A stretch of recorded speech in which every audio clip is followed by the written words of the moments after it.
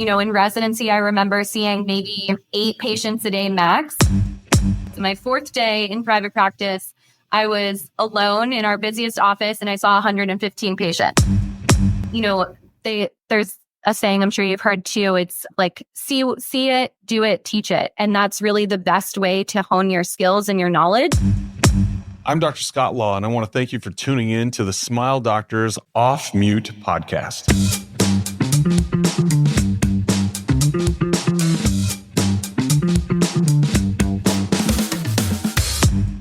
I'm so excited to sit down with Dr. Jessica Atani today. I know oftentimes at Smile Doctors, we talk about the impact of doctors from all around and how they influence one another.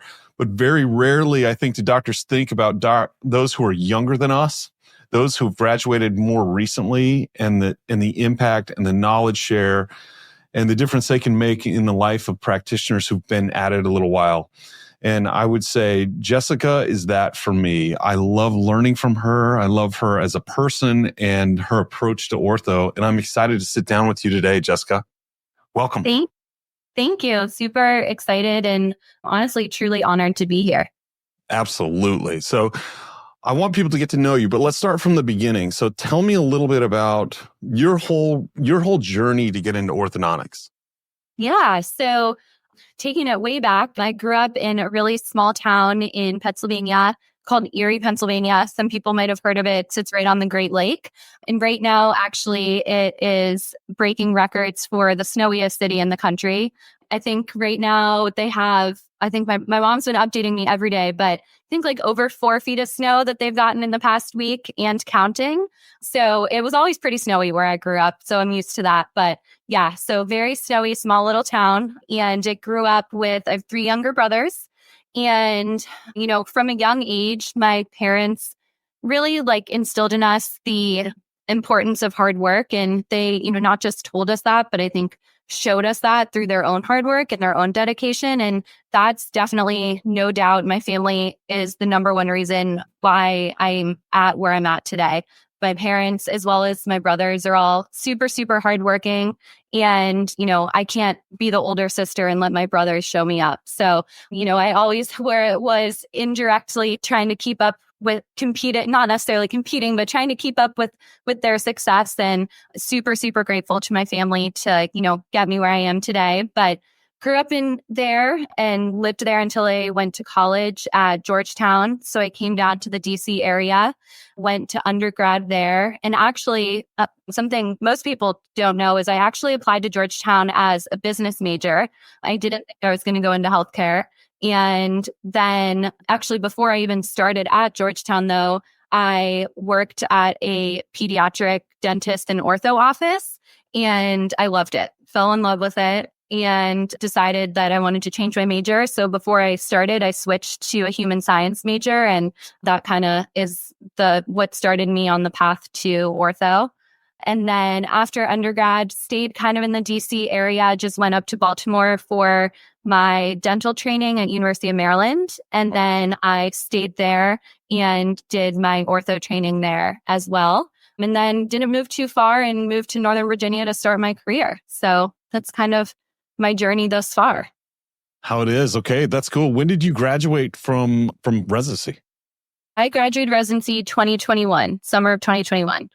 Wow. Okay. Wow. So at the time of this recording, you've been in practice how long? Little under 3.5 years. Wow. Okay. Amazing what you do and how good you are at it. So this is fantastic. So let's talk a little bit about your mindset, since it was recently so close. So graduation wasn't too long ago. So as you were that was approaching, what were your options and what were you looking at? So that was a hard time as post-COVID, just a little bit, a lot up in the air. Yeah. What was going through your mind and your heart at that time? Yeah. So I didn't really know exactly what type of practice I wanted to get into. One of my number one things that I knew, though, is I wanted to get in with a practice or an opportunity where there was room for growth. And when I interviewed with Dr. Casagrande, that was one of the first things I told him as well. And I've loved in my position now that there has been a lot of room for growth. But I interviewed with a few different practices, and as soon as I met Dr. Casagrande and some of the other team members at NVO as I toured the offices, I just knew that that was the right fit for me. And it was a very easy decision to join that practice. That's great. What was it about it? I know it's super unique. I've visited many times and observed you guys. What did you fall in love with? I think at first I just really fell in love with all the people. So when I met him for the first time, he took me through like 3 of the office locations, and just everyone I met was so nice and really seemed so genuine and really happy to be there as well. And I could tell it was just such a positive working environment. I mean, when someone's coming to visit, obviously everyone's kind of on their best behavior, so to speak, but it really seemed genuine. And, just Dr. Casagrande himself, we really got along instantly from, the first time we met. And I felt like I would really enjoy learning from him. Also, just I had known his name in the community and how successful he was in the practice was. So it was really, I was humbled to even be interviewing there. And I knew that it would be a great opportunity to learn so much so quickly because of the success of the practice and how knowledgeable and educated and kind of proficient all the doctors at NVO were. I knew that I would learn a lot from them and have great mentorship. So that was also something that really sold me on the practice, was just the success that they had that, would help me to grow. Absolutely. I think that's a major part. You learn one thing in residency, and then it's not necessarily that when in real life, and out in practice. And speaking of which, what are some of those things that you were surprised with as you made that transition coming from residency to get out into real private practice? What was the most eye-opening? What was the most pleasant? Tell us about that. Yeah, I think one of the biggest transitions coming into private practice was the patient volume compared to residency.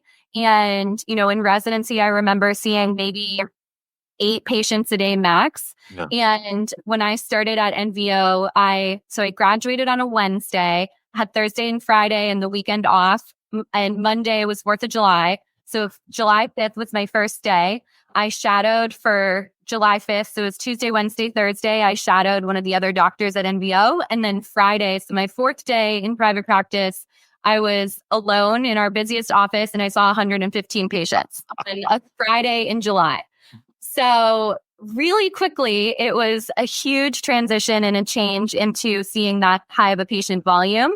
And I think that was one of the biggest changes I noticed from residency. But luckily, I had a really, really strong team to help me see all of those patients and, kind of just had to dive in head first and take it on. And I think that's part of why I have learned so much in just like 3 years out, is because of that volume and that experience from seeing so many patients.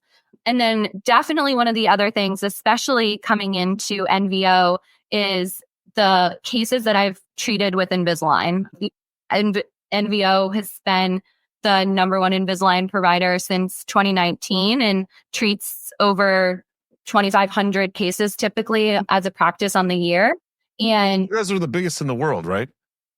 I think so. I think I might get. You are. Yeah.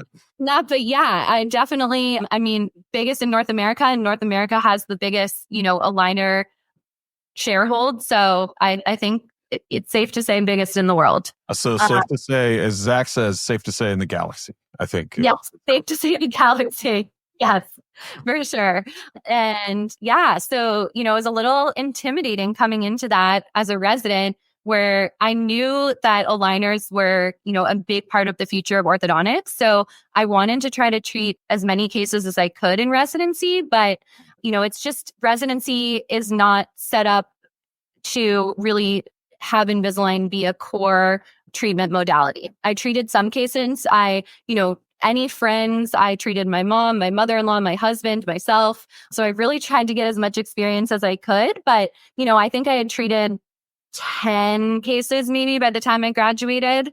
And then my first year out in practice, I treated over 600 new Invisalign cases my first year out. Last year did like over 700. So just in starts. So like, it's crazy to think that in a few years, I went from 10 to 700 in the treatment types that I was treating with Invisalign. Like I never did an extraction case, a surgical case, anything like that in residency. So that was, I think, the biggest change for me was the treatment modality of using aligners to treat those complex cases. 100%. No, it's fantastic. And I want to get into your proficiency on that and how you lecture for Align now. I think that's fantastic. But first, let's go back. I think people sometimes when they hear, oh man, you saw 100 patients or 115 or however many a day, immediately they make a bunch of assumptions. First, they think that it's it's a mill, quality's poor.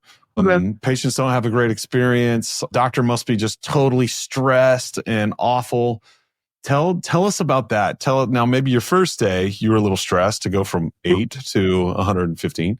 But right. Tell us about how that is on a daily basis, your team and that whole workflow. Yeah. So I think the key to it is just what you said, the team. I mean, am so lucky to have such an incredible team at NVO and a team, the larger team at Smile Doctors that really supports everything that I do on a daily basis. There's absolutely no way I could see 115 patients in a day and without a really amazing team. So they're so knowledgeable and so, proficient at what they do that it allows me to go in and really make the few minutes that I spend with the patient really valuable and it's efficient. I'm not in there for a long time, but I'm still making sure that that patient gets really good quality care just because we aren't wasting minutes on things that aren't necessary, And then I think that being really high Invisalign share of chair helps us see more patients in a day too. The appointments are just faster. We also, now with remote monitoring and SDA that we have, that's been a huge help in making appointments efficient, making our patients' treatments more efficient. So I think that just the technology that we have invested in as Smile Doctors and therefore at NVO as well has just really helped to make those 115 patient days seem not that bad. Yeah, that's right. I agree. I've heard it said that, our behaviors default to the level of our systems. And when you have great systems in place that you've trained on, that you've thought about exceptions, you're there to serve the patient, you're there to make workflow really nice, checks in place so things don't fall through the cracks. It's extremely manageable and it's so much more fun. I know when I'm in practice and it is a busy clinic and it is a high proficient work team that's full of energy and we're in a space like that, the patients feel it, they notice it, they love it, they want to be a part of it. It's just infectious versus one that's really empty. No one's really talking. You have kind of a low stress day. It's like, those are the days where I'm the worst orthodontist because then I get busy on my phone or get into emails or whatever, and I'm not there with the patient, with the team and a part of it. So man, I want a busy day. I want to be thinking, jamming, having fun, high-fiving all over the place. It's so much more fun for everybody. For sure. Everyone feeds off that energy of each other. Like some of our days that are the busiest are truly our best days, or when we have special events and, we have a really, really, busy day with a lot of patients that we're trying to see, like new patient exam days, special events. Those are my favorite days. And I think the team's favorite days in the office as well. Yeah. Now you guys are known for those, I'd say. What are some of your biggest days? Just tell us a little bit about some of those and the number of starts you do on those days. Tell us about that. Yeah. So usually like twice a year, we'll have special days. We call them Invisalign extravaganzas. We'll start patients, with braces if that's what they really want those days too. But they're kind of like our Black Friday, so to speak, of Invisalign treatment or orthodontic treatment. And, the patients come in, they get a special discount on treatment and we only see new patient exams those days. And we always have a theme. So we just had one back in November and our theme was Harry Potter. and it was super fun. The whole team took the quiz to see like what Harry Potter house they would be in. We all wore our shirts for our house, and we had like food, drinks, and they were all Harry Potter themed. And that, the patients we had music, and the patients are super excited and happy to be there. And those are like some of our best, most fun days just as a team and with the environment. Everyone's just super happy and excited. And in terms of like volume and number of patients we started, I wish I knew the numbers off the top of my head, but I think this year our goal was, I want to say 500K in a day. And I think we exceeded it I think we ended up doing close to 600K in starts in that one day. That's amazing. All the lives that were impacted changed because of this journey. And I just think about the smiles that'll finish in a year, 18 months. Yeah. Awesome. Great job. What a fun experience for people. It's great. I love it. So you've had a ton of professional development. It sounds like from NVO, Smile Doctors, and even Align. And I know that you've lectured for them on different platforms. Talk about that and how you've grown as a person, getting up on stage, showing your cases, and teaching others your ways. Yeah, I think that the opportunity to speak for Align has been one of the biggest areas of professional growth and personal growth.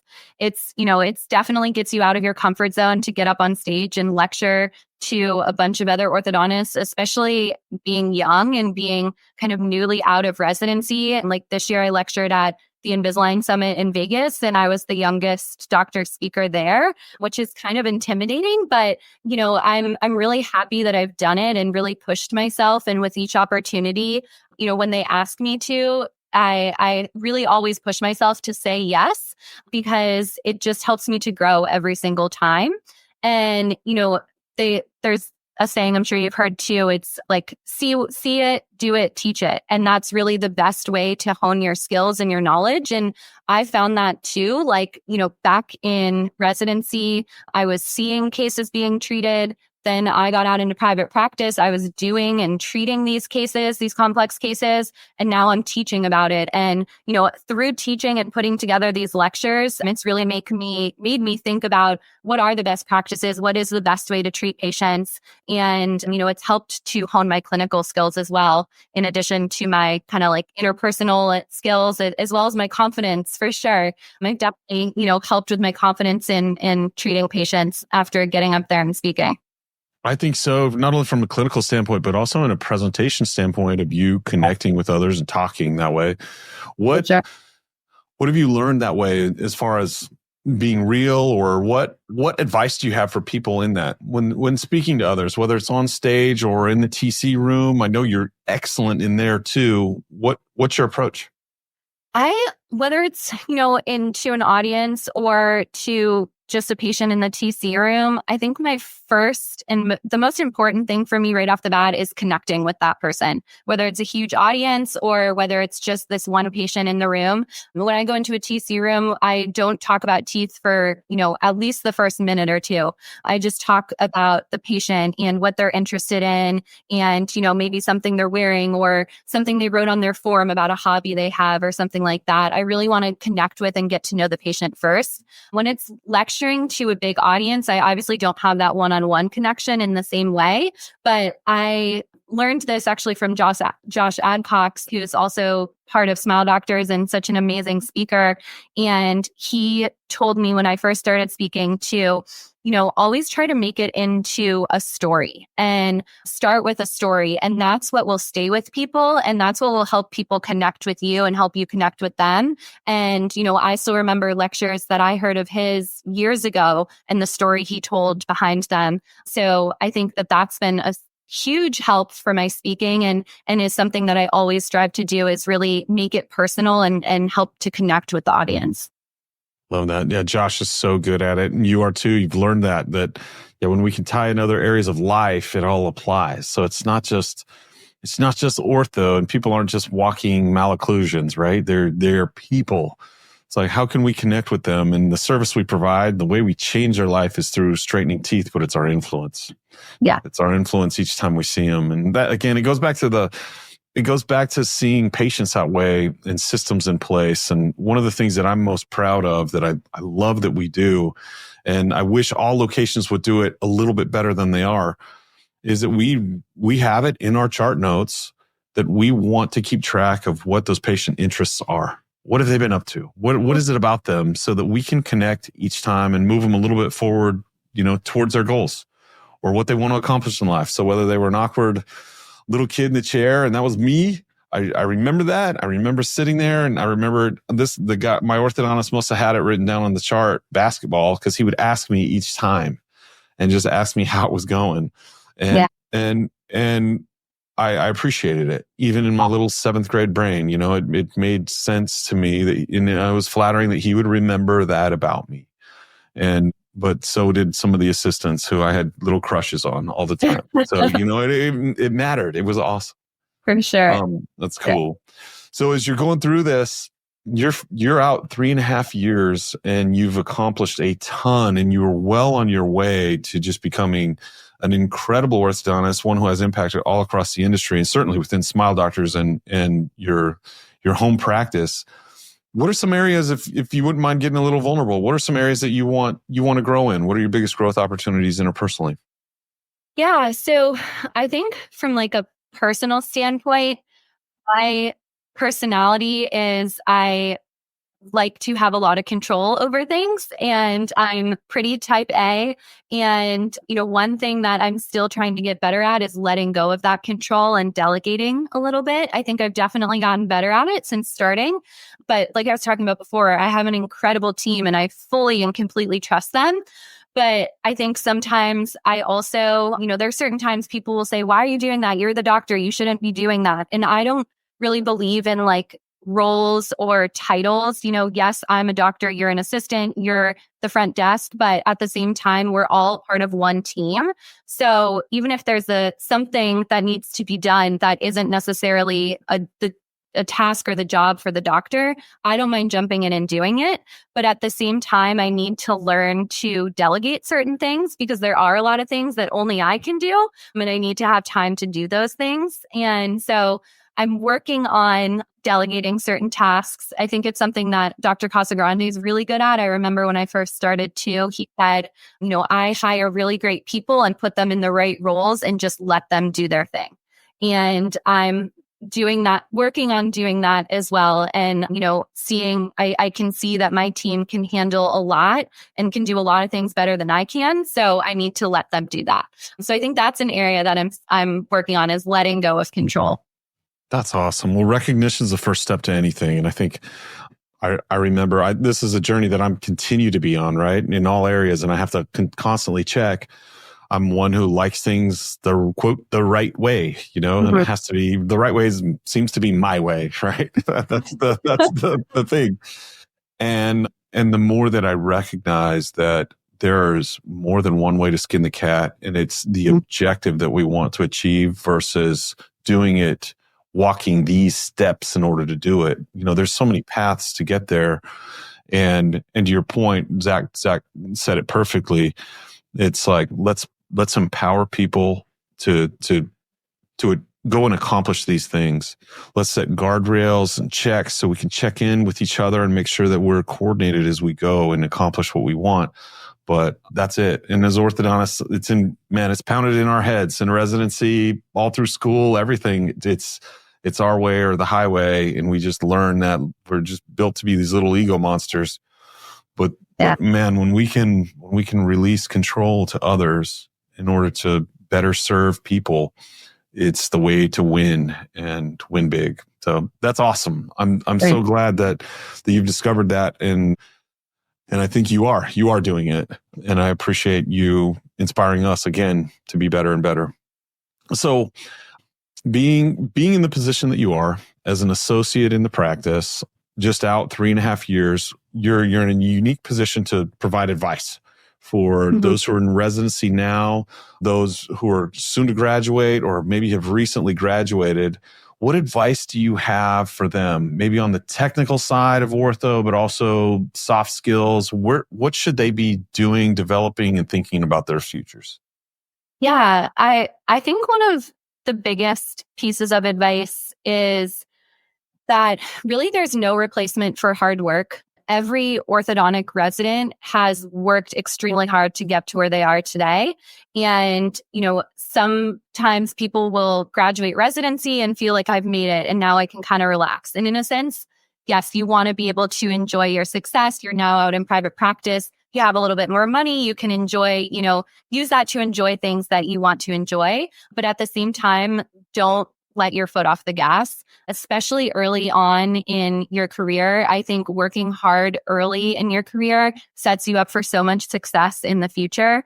And it really helps to make a name for yourself as a hard worker, as someone who is a go-getter and is, looking for solutions and ways to better patient care, better the industry, better their practice. So I think that's super, super important. And, especially early in your career, you're the youngest you're ever going to be. So you have more energy than you're ever going to have.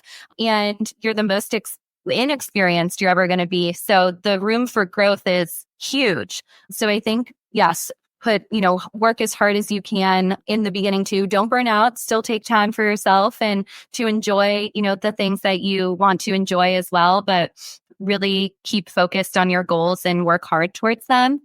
And then in terms of, technical and clinical skills, I think always look for ways to keep learning also. So, when I first came out, I still clearly had a lot to learn and still do every single day, have a lot to learn and try to learn. So I think through doing CE, seeking out mentors and other doctors, I've learned so much from other doctors just within NVO. I mean, I have, would not be in the position I am treating as many patients as I am without their help and their guidance, but also within Smile Doctors as well. There have been so many doctors that have helped to give advice or tips I've picked up from them in terms of patient care.